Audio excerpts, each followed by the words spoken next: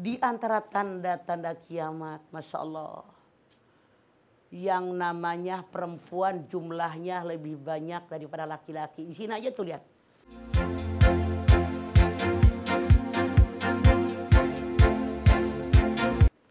Di antara tanda-tanda kiamat, Masya Allah, yang namanya perempuan jumlahnya lebih banyak daripada laki-laki. Di sini aja tuh lihat. Bapaknya cuman berapa? Emak-emaknya sampai kiri kanan depan belakang. Satu bapak 4 emak aja masih lebih, Mak. Lebih puluhan ini, Pan. Kalau Mama lihat. Apalagi yang namanya anak, yang namanya babu melahirkan anaknya. Yang namanya anak mantu nyuruh orang tua, nyuruh mertuanya ngasuh anak, bebenah di rumah. Ini nyata.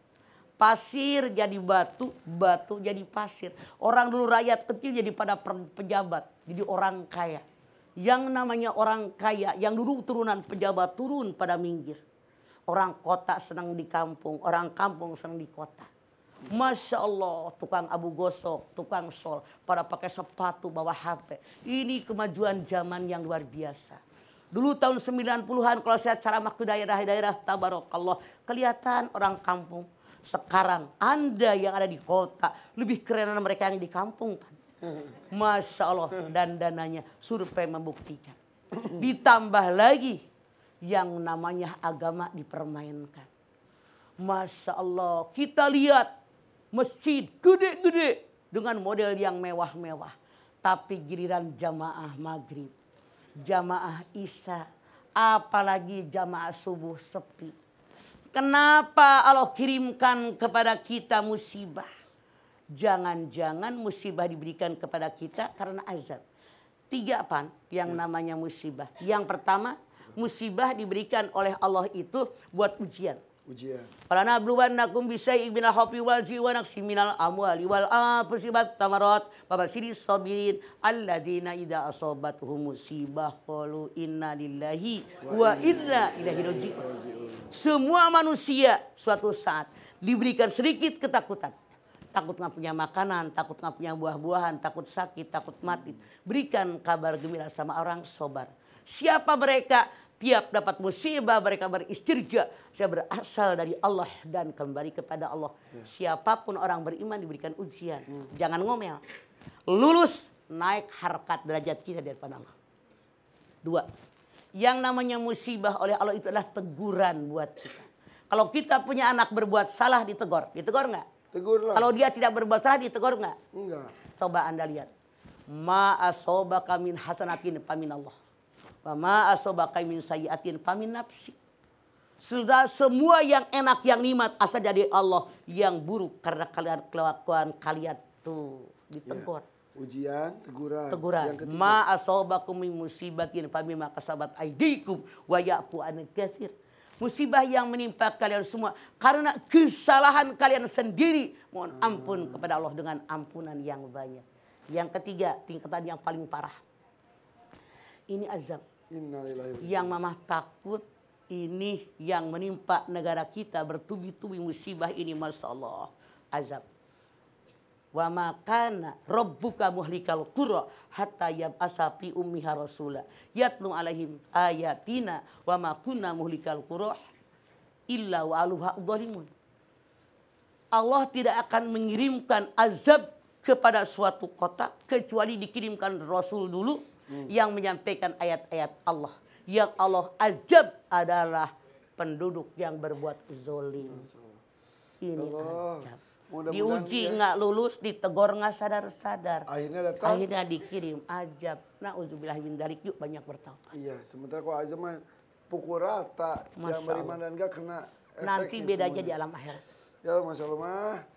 Kemarin kayaknya ini baru segini apalagi nanti kau ketika cuma kiamat digituin ya. doang, Masya Allah. Ini baru kiamat sugro. Oke, mudah-mudahan ini adalah teguran untuk kita semuanya untuk bertobat ketika masih ada waktu. Ini perintah Allah. Alhamdulillah masih diberikan kesempatan. Betul sekali. Kita buka pertanyaan boleh Mas? Sok, mangga. Masih ada kesempatan. Mangga, ya. mangga. Ini teman-teman ibu-ibu sini luar biasa dengar mama khusus sekali semuanya. Nunutan. Enggak. Untuk kita ayo, siapa yang mau bertanya? Wah, semangat tuh bener. Yang ini nih silakan ini. Assalamualaikum warahmatullahi wabarakatuh. Waalaikumsalam warahmatullahi wabarakatuh. Tanya mama yuk. Ayo.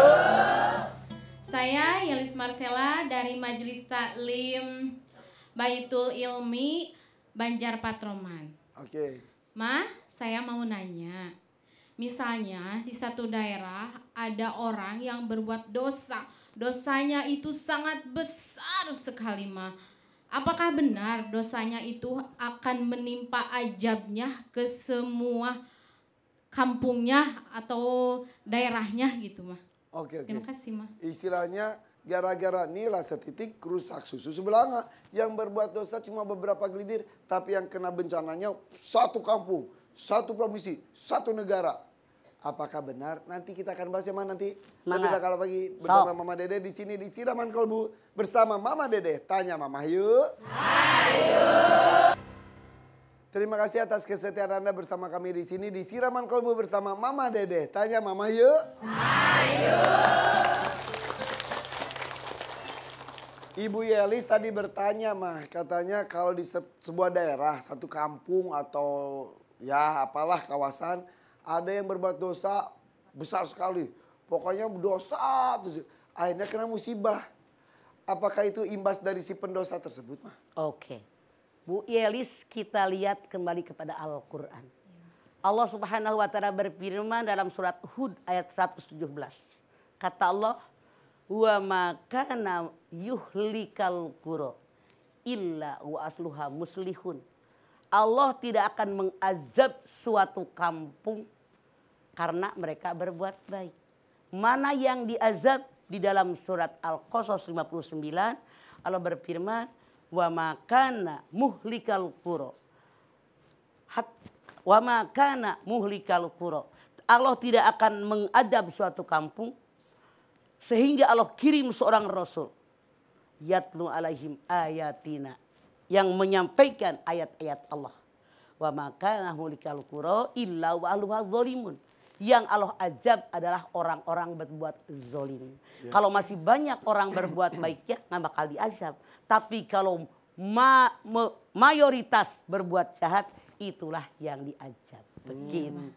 Jadi sebetulnya kita tuh harus berucapkan makasih pada para penghafal Quran, para yang rajin zikir di majlis-majlis taklim. Itulah mereka yang menghalangi azabnya Allah.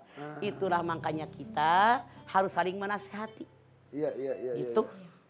Ya, terima kasih, Ma. Wassalamualaikum warahmatullahi wabarakatuh. Waalaikumsalam warahmatullahi wabarakatuh. Namun seandainya punten dalam tanda kutip ada azab dikirimkan oleh Allah ke suatu kota, ke suatu negeri, Anda jangan bingung. Anda jangan khawatir. Boleh jadi udah separuh atau lebih separuh orang berbuat jahat, berbuat zolim, dikirimkan azab oleh Allah. Perhitungannya kapan? Nanti di yaumil akhir, di akhirat. Ya, jadi orang yang berbuat baik tetap dapat pahala kebaikan. Orang yang berbuat jahat tetap mendapat azab kejahatan. Dan Anda bilang, curang banget. Yang berbuat zolim separuh. Kok yang separuh orang pada baik-baik, kok semua kena azab? Ya, jangan khawatir karena Allah Maha melihat, Allah Maha mendengar, Allah Maha tahu.